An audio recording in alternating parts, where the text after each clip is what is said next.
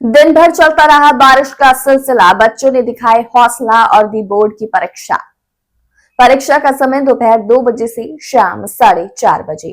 जिला मुख्यालय से 20 किलोमीटर दूर ग्राम कांडरवासा में कक्षा 8वीं कक्षा 5वीं बोर्ड की परीक्षा देने के लिए विद्यार्थी ग्राम कांडरवासा हाई एकीकृत स्कूल में पहुंचे। बेमौसम बारिश में भी परिजन अपने बच्चों को लेकर टू व्हीलर वाहन से विद्यालय तक पहुंचे और परिजन परीक्षा होने तक बाहर ही इंतजार करते रहे। दूसरी ओर दिन भर बारिश का सिलसिला जारी रहा। बारिश होने से मौसम में बिल्कुल बदलाव आया और ठंड का माहौल बन गया। फिर भी बच्चों का हौसला बुलंद रहा। मुकेश शर्मा ने बताया कि परीक्षा केंद्र हाई स्कूल ग्राम कांडरवासा, आसपास गांव मेवासा, बड़ौदा, नयापुरा, भदवासा, सिखेड़ी, बारह पत्थर आदि। जिला संवाददाता लाखन सिंह सिसोदिया की स्पेशल रिपोर्ट।